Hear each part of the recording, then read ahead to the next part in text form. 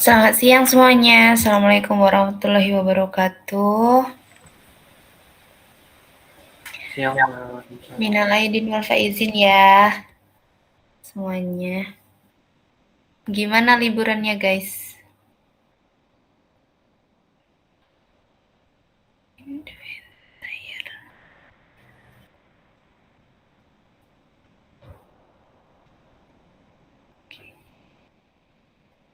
Kita mulai ya. Untuk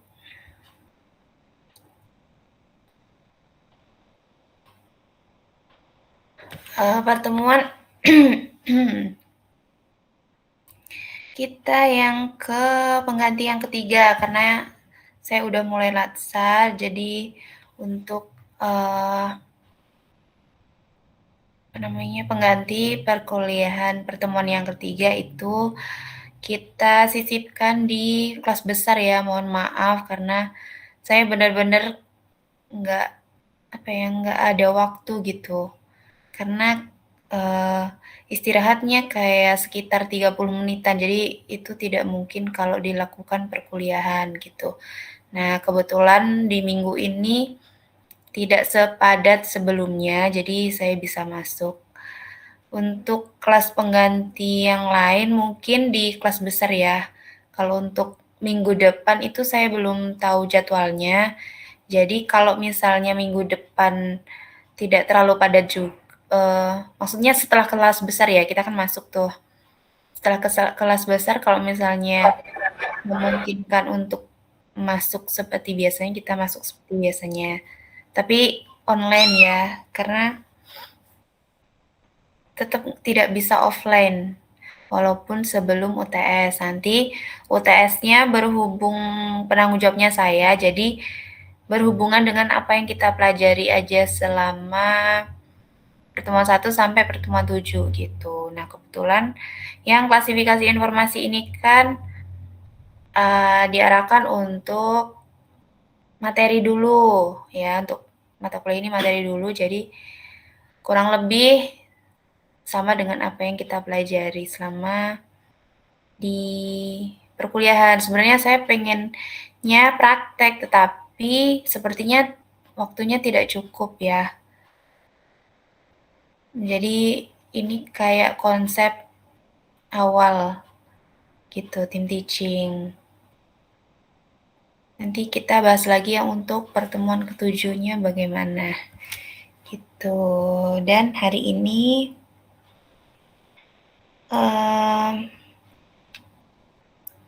materinya tentang klasifikasi informasi dalam perspektif dokumentasi dan informasi evolusi klasifikasi informasi dari ruang arsip fisik menuju ekosistem digital. Nanti setelah perkuliahan ini kalian bisa akses materinya di Leeds ya. Nanti setelah perkuliahan saya upload semuanya. Itu sebelum ini tidak bisa upload materi, saya tidak tahu kenapa Leeds-nya tidak bisa digunakan gitu. Nah, semoga nanti selama kuliah ini bisa untuk upload materi gitu ya. Jadi kalian bisa akses semua materi kita gitu.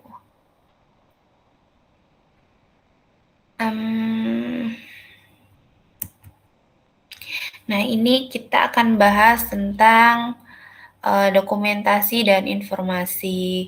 Apa sih dokumentasi itu?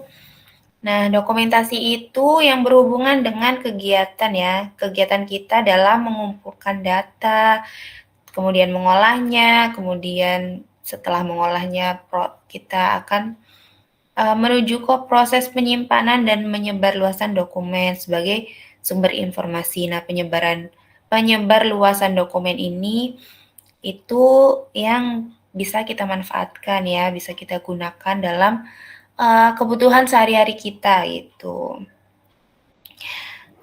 Tujuannya apa sih sebenarnya dokumentasi itu? Nah, dokumentasi itu perlu kita proses klasifikasi untuk mengkelompokkan dokumen secara otomatis dan sistematis. Jadi, sistematis itu seperti berurutan, kemudian kita bisa mengeksplor dari tingkat kepentingannya dan lain-lain gitu. Kemudian bisa juga untuk mempermudahkan kita dalam penyimpanan gitu. Kalau misalnya kita sudah mengolah data, kemudian mengklasifikasikannya, maka dalam proses penyimpanannya itu akan lebih mudah karena kita sudah tahu bagian-bagian dari arsip tersebut yang mana untuk disimpan berdasarkan apa gitu ya. Kemudian mempercepat kita dalam information retrieval atau proses temu kembali informasi-informasi yang sudah kita simpan sebelumnya gitu. Kemudian selanjutnya itu menjaga keteraturan sistem arsip. Jadi apa sih yang kita pakai untuk penyimpanan arsip tersebut gitu, menggunakan apa gitu ya. Jadi keteraturan arsip tersebut bisa kita lihat dan bisa kita manfaatkan gitu. Kalau perspektif dokumentasi ini fokusnya itu terekam ya. Sebentar. Ada yang masuk.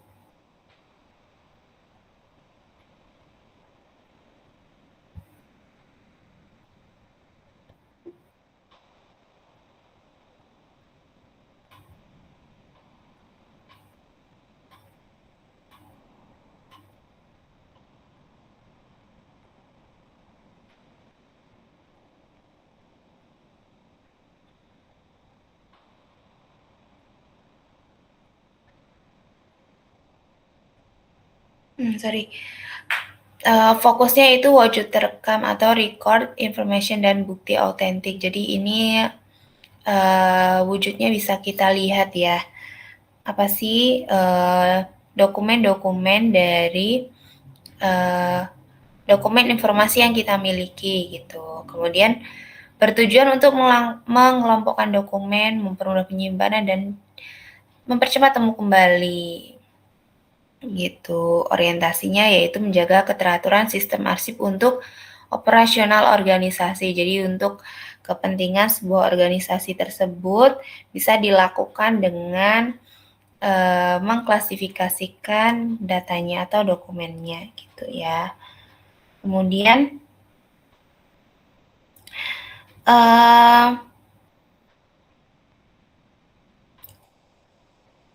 dalam perspektif dokumentasi itu medianya itu bisa dalam bentuk terekam atau record information dalam media tertentu. Jadi kayak semacam fasilitas yang digunakan oleh sebuah organisasi gitu ya. Jadi record information-nya berbeda-beda gitu, tergantung kapasitas dan juga kepentingan sebuah organisasi tersebut.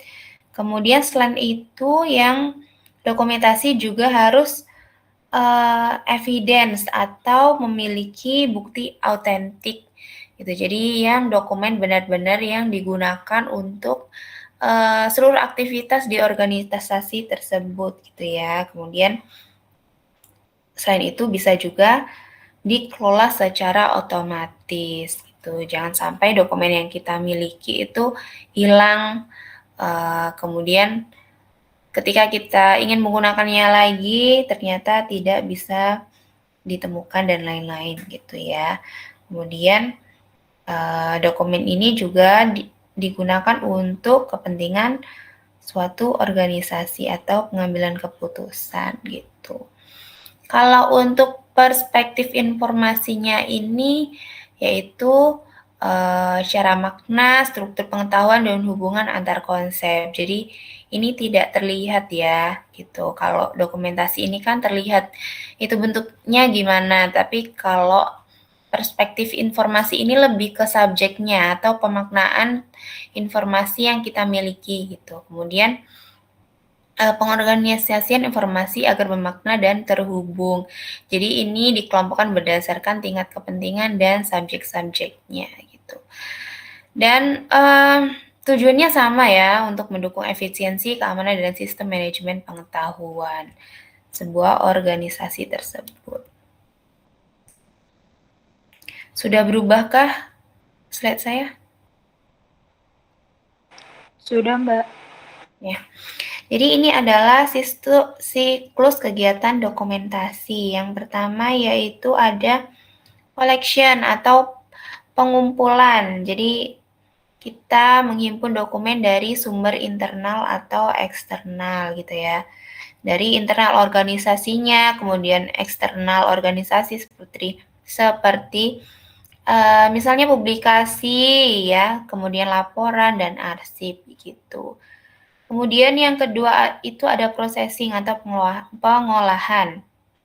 Jadi kalau tahap-tahap di processing ini seperti seleksi dokumen. Jadi kita harus menyeleksi dokumen-dokumen yang kita miliki gitu ya, berdasarkan tingkat kepentingannya atau subjeknya. Kemudian kita melakukan klasifikasi.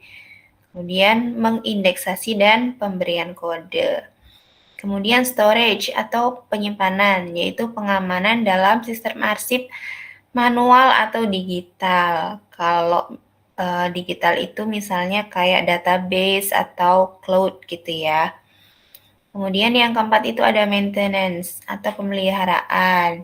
Jadi perawatan fisik dokumen, kemudian backup data digital, dan perlindungan aset atau pengamanan informasi yang dimiliki sebuah organisasi gitu. Kemudian selanjutnya ada dissemination atau penyebarluasan. Jadi pendistribusian informasi kepada pengguna atau distribusi via layanan perpustakaan dan portal digital. Ini misalnya kayak penyebar luasan informasi itu kayak di layanan perpustakaan ya. Layanan perpustakaan itu kan penyebaran informasinya berupa apa saja sih layanan yang ada di perpustakaan, kemudian apa saja sih koleksi-koleksi yang ada di perpustakaan tersebut gitu ya. Kemudian fasilitas apa yang disediakan gitu. Kemudian sistem informasi organisasi yang dimiliki, yang bisa diakses gitu, yang bisa diakses oleh umum. Kalau terbatas itu tidak semua orang bisa menggunakan gitu ya. Kemudian portal digital mana yang bisa digunakan atau diakses secara gratis atau open access gitu. Kemudian ruang arsip digital. Yang pertama ada Electronic Document Management System, yaitu berfungsi sebagai mengelola alur kerja atau workflow harian.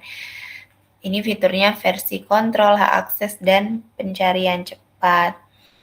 Nah, Electronic Document Management System ini digunakan untuk mengelola dokumen secara elektronik gitu ya. Jadi bukan manual lagi, kita memakainya yang elektronik atau yang sistem klasifikasi otomatis gitu. Nah, bisa juga dimanfaatkan untuk menyimpan atau mengedit atau melacak dokumen gitu yang dimiliki sebuah organisasi. Kemudian mengatur hak akses penggunanya, yang jadi siapa yang bisa menggunakannya bisa ditentukan gitu. Karena setiap orang itu memiliki hak akses yang berbeda gitu.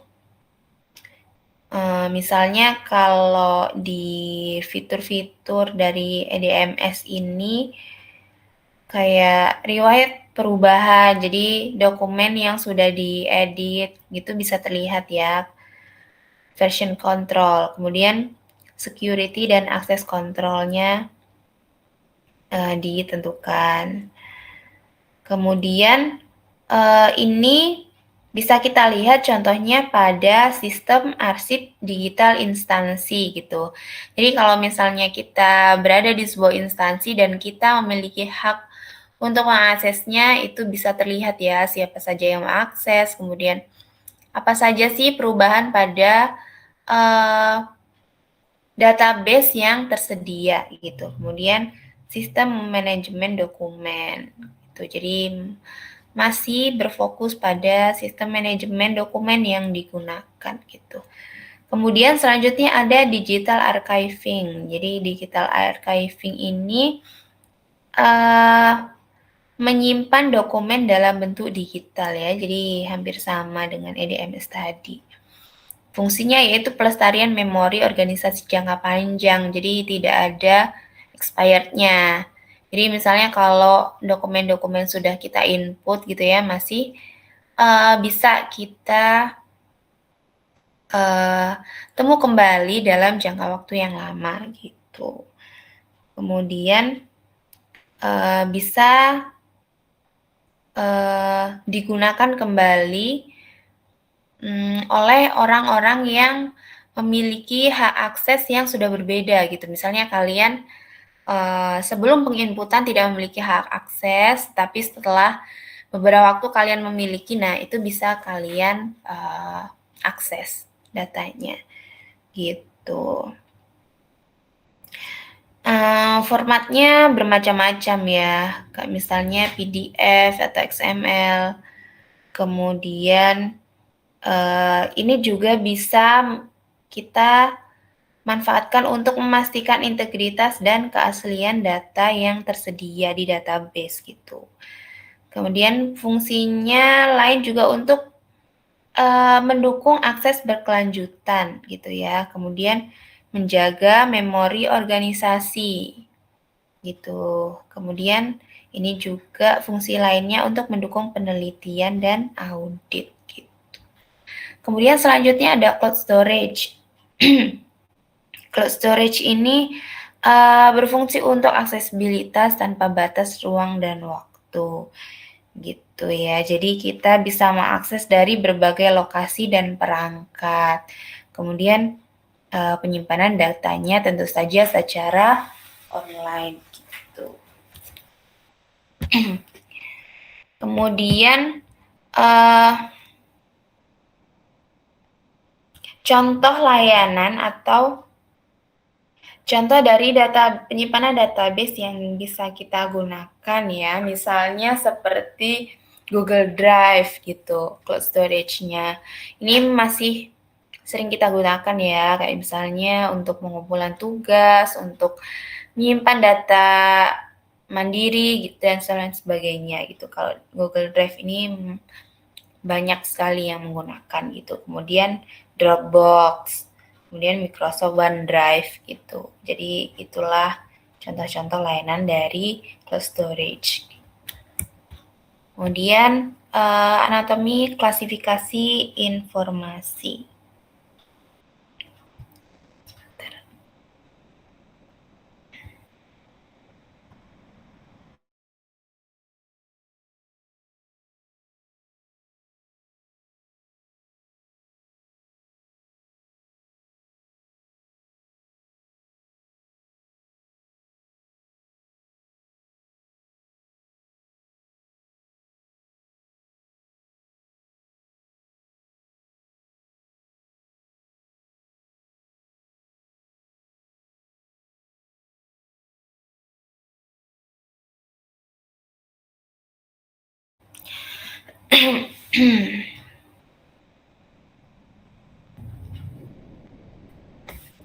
Tujuan utama dari klasifikasi informasi yaitu efisiensi pencarian atau mempermudahkan kita dalam pencarian informasi. Kemudian mendukung keputusan keamanan data. Kemudian dan knowledge management gitu ya. Tujuan utama dari klasifikasi informasi. Misalnya juga bisa kita gunakan untuk meningkatkan dari efisiensi pengelolaan dokumen yang dimiliki sebuah organisasi. Kemudian keamanan data ini seperti menjaga kerahasiaan informasi gitu ya. Nah, ini ada prinsip-prinsip atau anatomi dari klasifikasi informasi. Yang pertama itu ada sistematis. Jadi sistematis ini disusun secara teratur dan logis. Kemudian ada konsisten, mematuhi aturan baku yang sama. Jadi Aturan ini yang dimiliki dan yang digunakan dalam sebuah organisasi ya. Jadi aturan ini harus digunakan dalam manajemen sebuah organisasi gitu. Mau tidak mau harus mengikuti dari organisasi agar datanya bisa disusun atau klasifikasikan secara jelas sesuai dengan standar operasional prosedur gitu. Kemudian fleksibel dapat menyelesaikan perkembangan informasi yang ada atau mampu beradaptasi dengan informasi-informasi yang baru gitu. Kemudian selanjutnya ada ekonomis. Ekonomis itu adalah efisien dalam penggunaan sumber daya yang ada. Kemudian user friendly atau mudah dipahami. Gitu.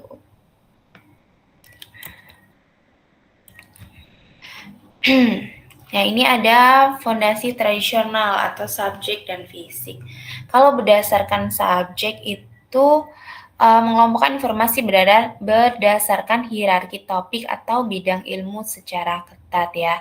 Kalau misalnya standar global yang kita gunakan untuk pengklasifikasian berdasarkan subjek ini kayak yang kita pelajari pertemuan lalu, yaitu ada DDC, kemudian ada UDC, Dewey Decimal Classification dan Universal Decimal Classification gitu. Kalau ini berdasarkan subjek. Kemudian yang berdasarkan bentuk fisik ya, ini sering kita jumpai juga, mengelompokkan berdasarkan wujud media penyimpanan seperti buku, audio, video, dan lain-lain. Keterbatasannya yaitu kekurangannya sangat sulit mencari lintas format untuk satu topik yang sama. Jadi walaupun bentuknya itu sama, tapi topik di dalam isi sebuah dokumen tersebut tidak sama. Jadi kita agak lebih bingung ya dalam klasifikasiannya. Ini apakah harus disamakan dalam format sesuai isinya kah atau bentuknya kah? Kalau misalnya dalam bentuknya juga kita akan kebingungan karena isi dokumen tersebut beda-beda ya walaupun bentuknya sama, bentuk fisiknya sama gitu. Jadi ini untuk temu kembali informasinya agak lebih tidak efisien gitu. Kemudian kalau penyimpanan secara digital itu ada metadata ya. Identitas struktur yang melekat pada setiap akses digital. Fungsi dari metadata yaitu identifikasi dokumen secara absolut. Kemudian mempermudah pencarian atau fondasi bagi pencari presisi di mesin pencari. Kemudian mendukung interoperabilitas antar sistem gitu. Nah, ini fungsi-fungsinya sudah kalian pelajari di metadata semester lalu ya. Sebentar.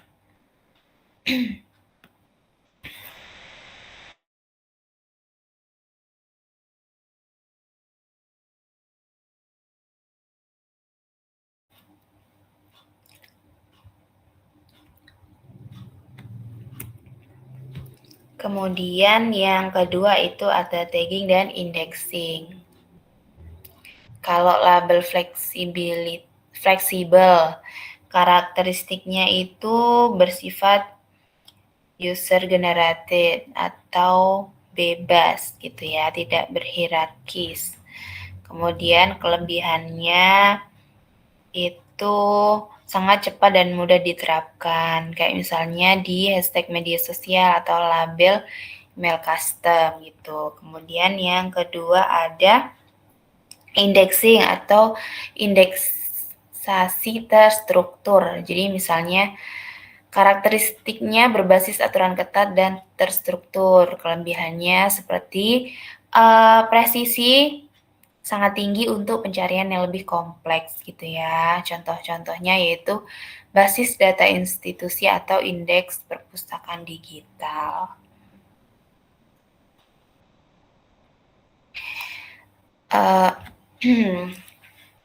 Penyimpanan lainnya yaitu ada tingkat struktural, yaitu secara makna dan relasi.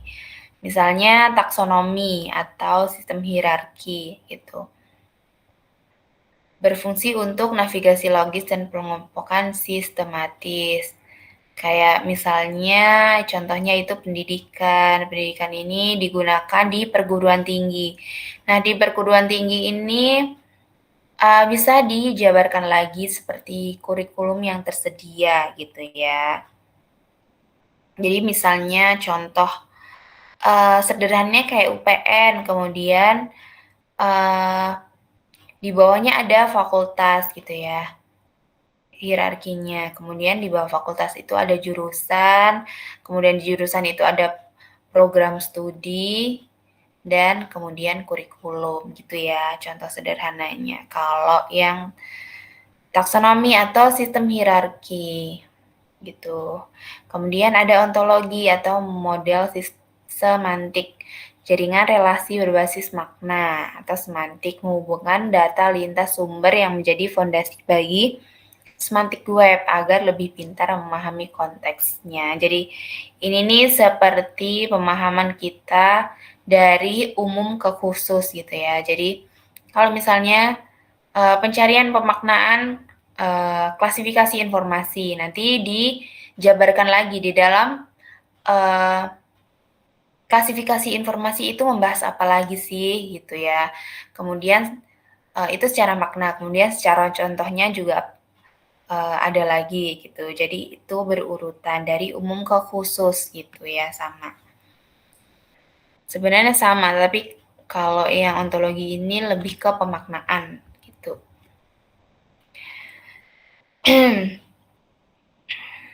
Kemudian ini ada matriks komparasi sistem klasifikasi digital. Jadi ini perbedaan-perbedaan dari yang kita bahas tadi gitu. Dari bentuk-bentuk klasifikasi di dalam era digital. Ini perbedaan-perbedaannya gitu. Dari tagging, indexing, taksonomi, dan ontologi gitu. Jadi ini lebih sederhananya bisa kita muat dalam informasi seperti ini gitu. Kemudian selanjutnya ada AI atau klasifikasi berbasis artificial intelligence. Gitu. Kalau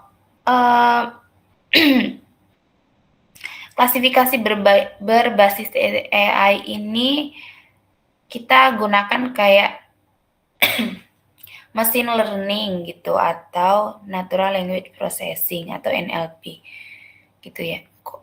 Sebentar.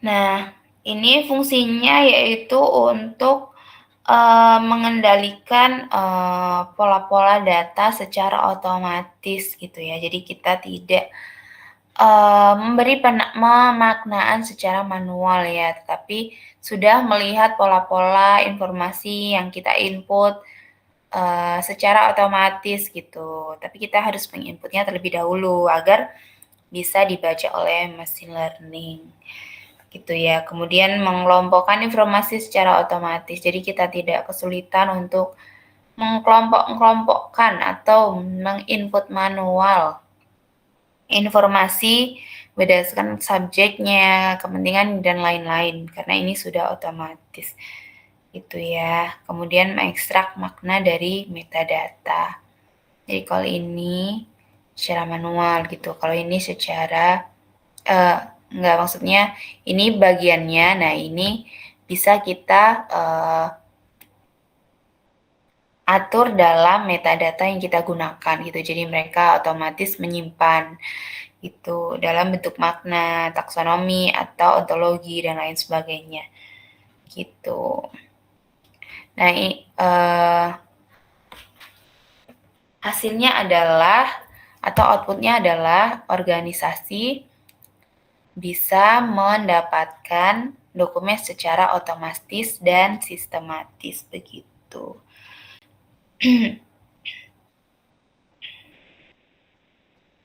Ini misalnya contohnya ya, contoh-contoh dari yang bisa kita gunakan hasilnya yaitu seperti filter spam email gitu, kemudian rekomendasi artikel. Jadi misalnya kalian kalau cari artikel tentang klasifikasi informasi, itu akan muncul rekomendasi-rekomendasi artikel yang bahasannya atau pemaknaannya sama dengan keywords yang kalian masukkan gitu ya di sistem pencarian. Kemudian mengkelompokkannya secara otomatis gitu. Ini information retrieval system atau sistem temu kembali informasi. Ini sistem modern tidak memilih salah satu metode, melainkan mengintegrasi seluruh lapisan untuk memangkas redundansi dan mengkatalisasi akurasi pencarian. Ini yang macam-macam dari sistem temu kembali informasi itu ya, yang kita bahas tadi. Metadata, taksonomi, ontologi, AI. Nah, kemudian outputnya adalah information retrieval system atau pencarian secara cepat, akurat, dan relevan bagi penggunanya atau bagi organisasi yang menggunakan gitu. Ini arsitektur klasifikasi di dunia nyata atau contoh-contoh yang bisa kita lihat ya, contohnya. Misalnya digital library gitu. Integrasi metadata standar atau Dublin Core Taxonomy terstruktur dan portal pencarian publik terpadu gitu. Atau juga bisa menggunakan sebagai DDC gitu. Kalau misalnya di sistem organisasinya kayak arsip kepegawaian, seperti dokumen keuangan gitu ya. Kemudian selanjutnya yaitu sistem organisasi atau instansi. Ini menggunakan DMS, Document Management System gitu. Manajemen arsip kepegawaian gitu, seperti identitas, kemudian kontrak gitu ya. Kemudian ini digunakan untuk audit atau evaluasi sebuah organisasi. Selanjutnya ada ekosistem digital publik atau mesin pencari, misalnya Google. Mengindeks skala masif yang diperpadukan dengan algoritma AI untuk memberikan ranking hasil pencarian secara kontekstual. Jadi AI ini sudah banyak ranahnya ya. Kalau di mesin pencari atau Google nanti sudah ada terindeks AI, jadi kita bisa melihat pemaknaan dokumen yang hampir sama dengan keywords yang kita masukkan gitu, atau dokumen yang sering dicari atau digunakan oleh user gitu. Nanti bisa kita temukan berdasarkan hasil rekomendasi dari AI gitu. Kemudian tantangan-tantangannya ada volume masif atau pertumbuhan data eksponensial yang membebani kapasitas indeksi sistem. Jadi kita harus siap dalam segimanapun ya untuk kita menggunakan pengindeksan data secara otomatis gitu. Jadi kapasitas kita juga harus memadai, entah itu dari sistem informasinya atau dari sumber dayanya gitu. Kemudian perubahan format, resiko keusangan media dan format penyimpanan digital terhadap waktu. Jadi walaupun ini berbasis digital, tapi kita harus men-cross check lagi dan lagi gitu. Jangan sampai kita lalai walaupun ini sudah secara digital gitu proses penyimpanannya. Kemudian ada interoperabilitas, yaitu hambatan komunikasi antar sistem yang berbeda, database dan platformnya. Kemudian absennya standar atau variasi dan inkonsistensi taksonomi antar departemen dalam suatu organisasi.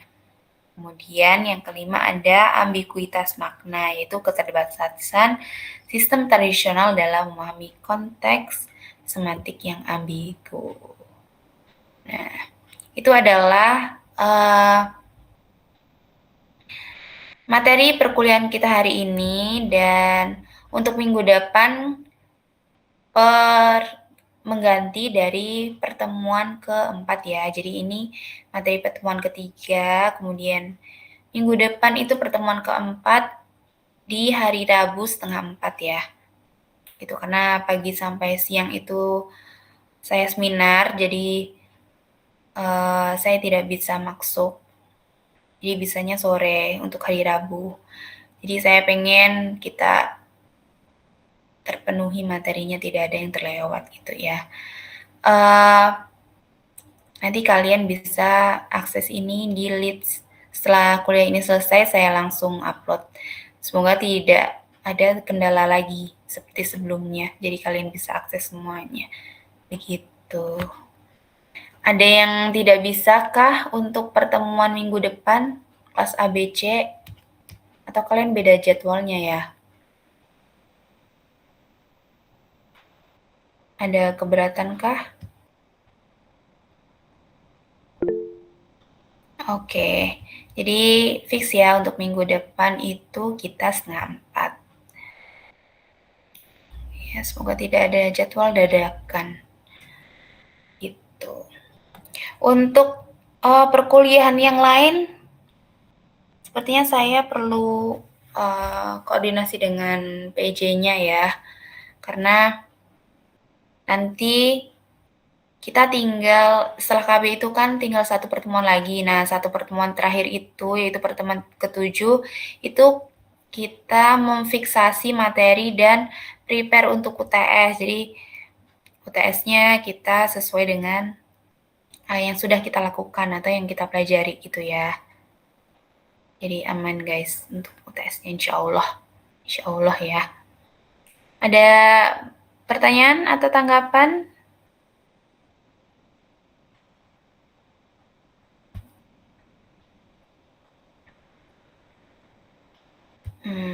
Kalau tidak ada, kita presensi ya dari kelas A terlebih dahulu. Kelas A.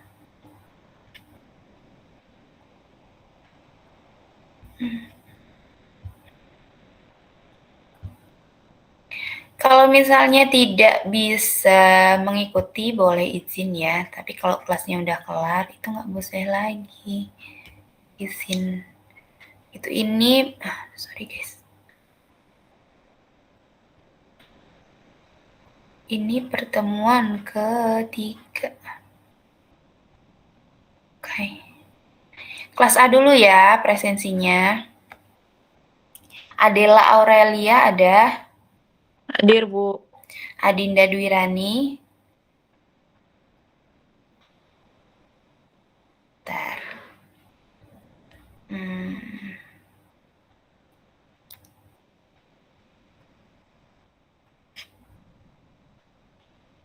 Present.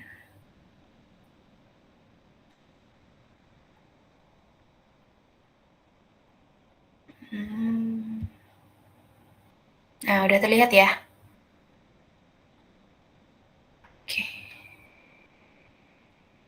Oke. Salah.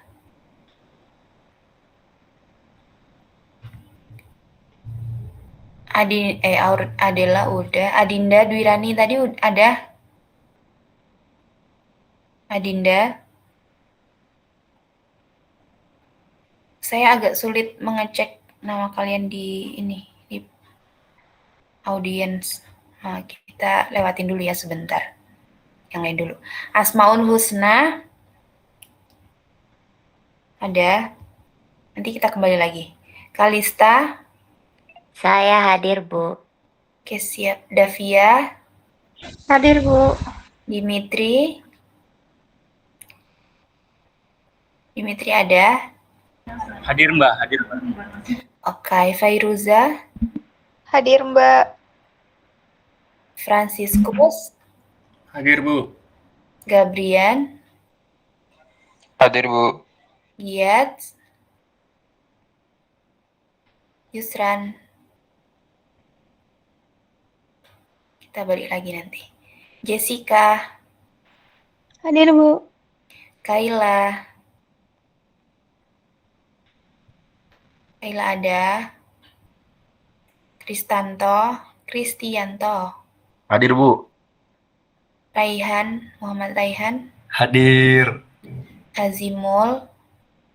Hadir, Bu. Nidia. Hadir, Bu. Tasya. Hadir, Bu. Hadir. Rizkia ya, udah sih. Rizkia ada. Rizky. Hadir, Bu. Shalin. Hadir, Bu. Shanley. Hadir, Bu. Tasya. Tasya hadir, Bu. Zahra. Zahra ada. Zafira. Hadir, Bu. Oke, kita ke kelas B dulu ya. Nanti kalau misalnya mau presensi yang kelas A boleh. Setelah kelas B. Kelas B. Kelihatan gak sih? Oh, ini masih kelas A.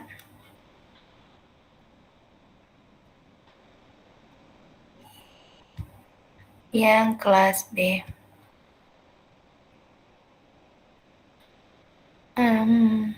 Ini kelas B. Bentar.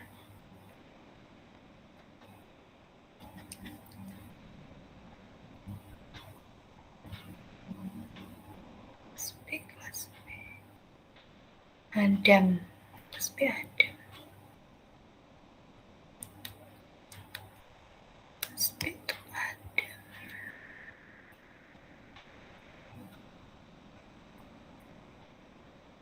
Bener gak sih? Adam Al-Ghifari.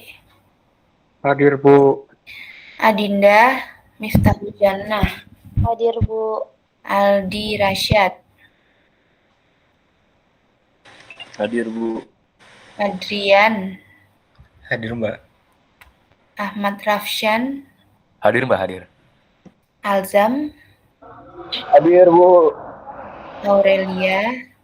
Hadir, Bu. Deswita. Hadir, Bu. Dava Yandika. Hadir, Bu. Diandra. Hadir, Bu. Zikra. Ada. Zikra. Faiza.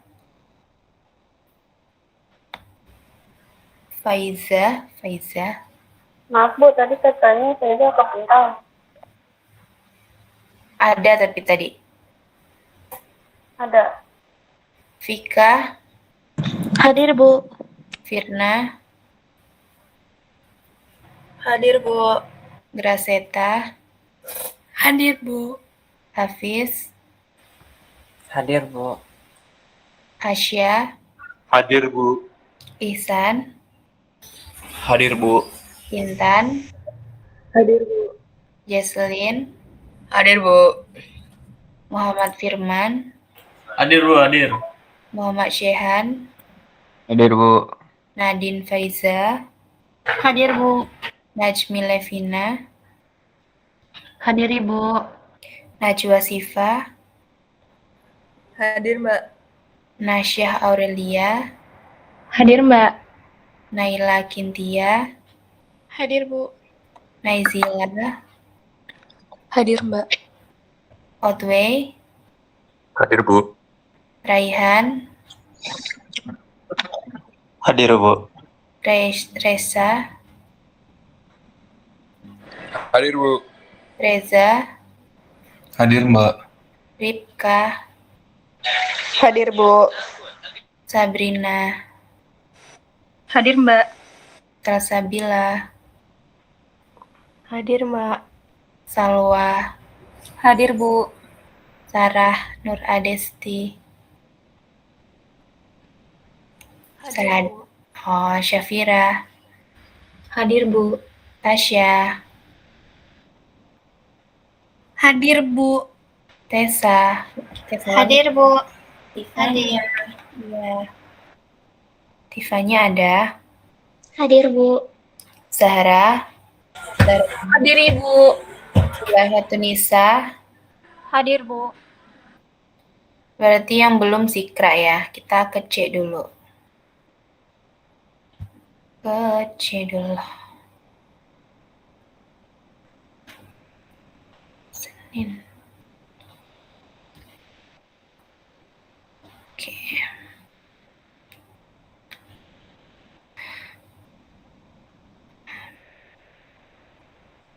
Aduh.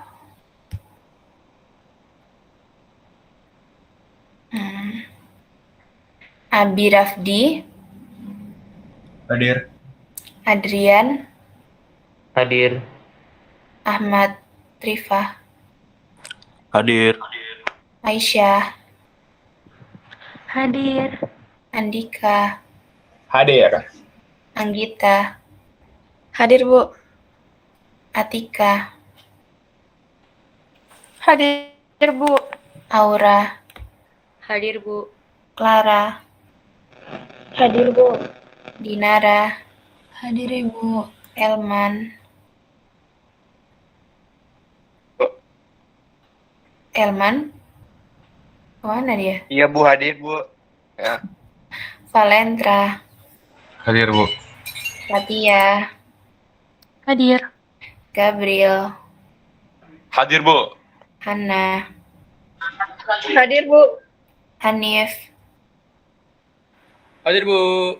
Ika Prila, Hadir, Bu. Jireh Manuel, ada Kalisa, nanti saya cek lagi. Kalisa, Nailah, nanti ya. Maria Gracia, Hadir, Bu. Emda Relgalvin,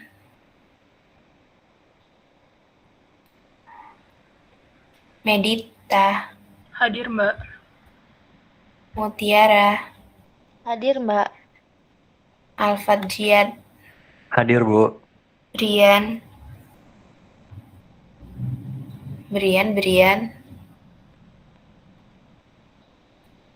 Farel Agil, Hadir Bu. Irham, Hadir Bu. Raihan Safier, Hadir Mbak. Naisha, Hadir, Mbak. Naufal,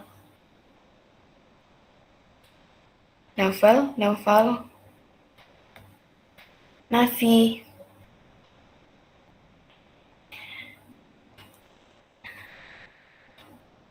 Nayesa, Hadir, Mbak. Novian, Hadir Bu. Paulia, Hadir, Ibu.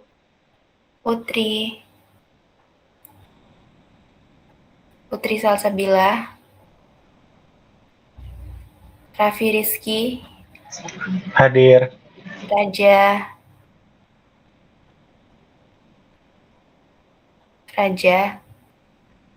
Ryan, Hadir Bu. Reisha, Hadir, Bu. Sazia, Hadir, Bu. Sharon, Hadir, Bu. Akmal, Ferrell Malvin, Hadir Bu. Wildaneva ada. Bu.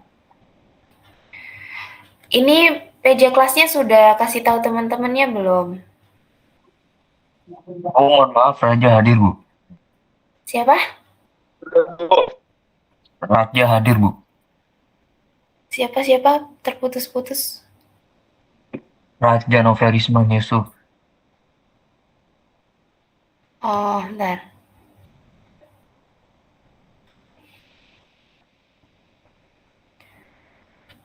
Saya cek lagi di kelas A.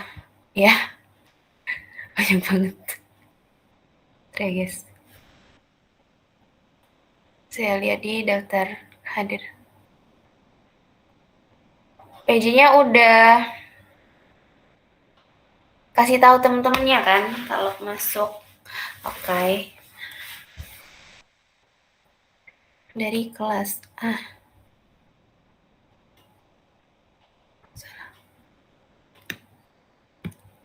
Dari kelas A itu Jireh Kalisa. Ntar jangan live dulu.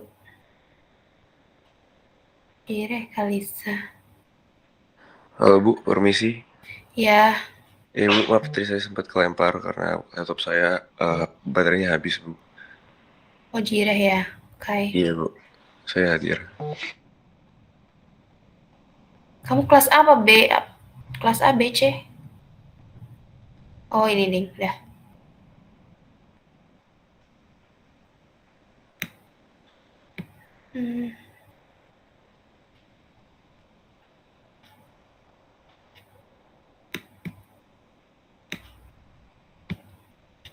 Salah.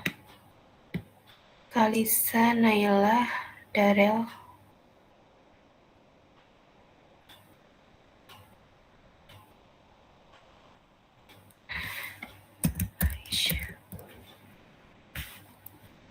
Adinda Fitriana.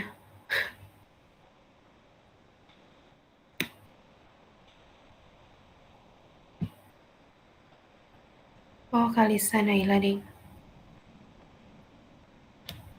Kalisa, Naila. Ntar ya. Kalis. Oh, nggak ada, guys.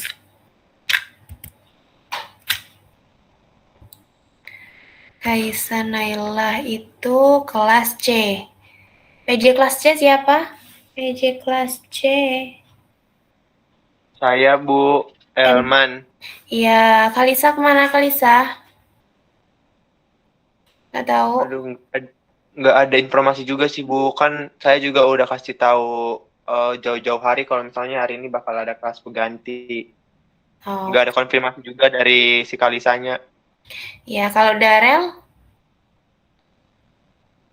Sama juga Bu, nggak ada konfirmasi juga. Brian? Sama juga Bu, Naufal Khairan? sama juga. Yang umroh kemarin siapa guys? Lupa saya. Oh iya, kayaknya si Nopal deh Bu. Iya kan Cak?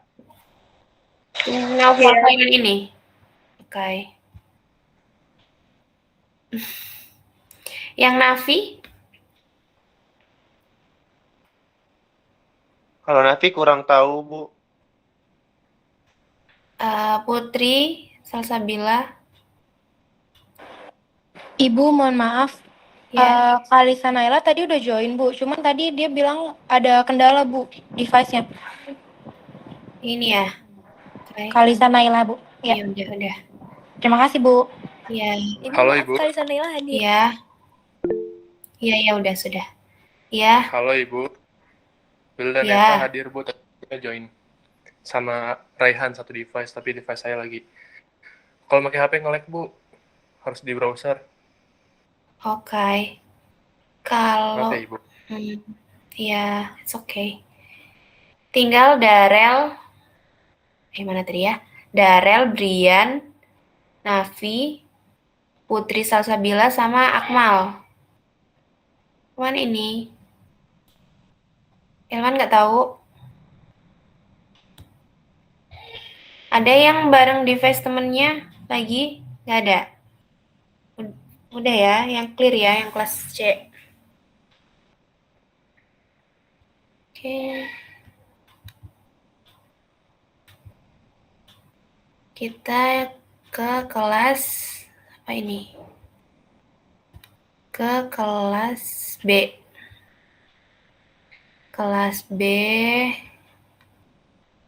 Zikra ada nggak?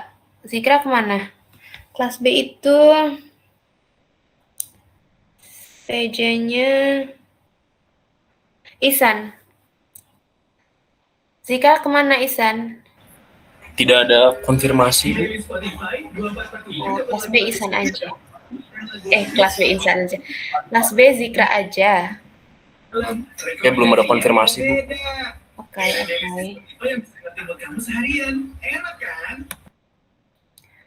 Yang kelas A. Kelas A itu Gabrian.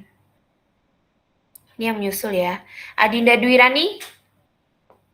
Ibu, maaf, Adina Dwirani hadir, Bu. Oke. Dia mic-nya lagi bermasalah. Oke.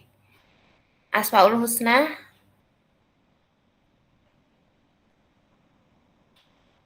Adakah atau bermasalah juga tapi ada di room?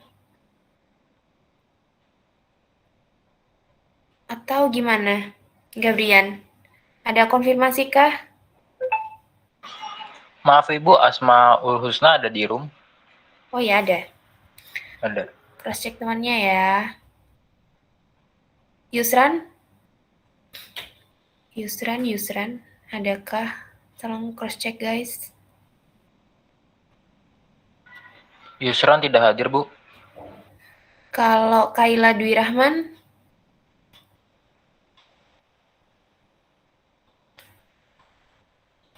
Adakah? Kayla ada di room Bu. Oke. Zahra Najahan Devi. Coba cek dulu ya. Ibu, maaf, Asma Usma ada di sini, Bu. Tadi ada masalah. Mami, Siapa? Asmaul Husna. Asmaul Husna udah. Oh ya, baik, Bu. Tinggal Zahra Najahan Devi. Mbak Lucy, Ya. saya tokoh hadir Mbak. Siapa? Tokoh Akma Mbak. Oh, yang kelas B ya. Kelas apa kamu? Bentar. Oh. Oke.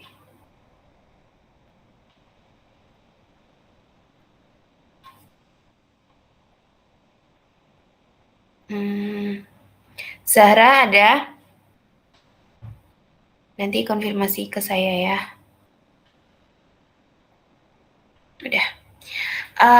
Sampai jumpa pertemuan selanjutnya minggu depan ya guys. Mohon maaf sekali lagi karena ini juga saya bingung ngatur jadwal dengan kelas lain juga. Terima kasih sudah berpartisipasi hari ini. Semoga kita lancar ya untuk perkuliahan dan UTS. Selanjutnya juga begitu. Terima kasih hari ini. Saya akhiri. Wassalamualaikum warahmatullahi wabarakatuh. Terima kasih Bu. Terima kasih Bu. Ibu izin, Faiza hadir ya. Faiza kelas berapa? Kelas berapa?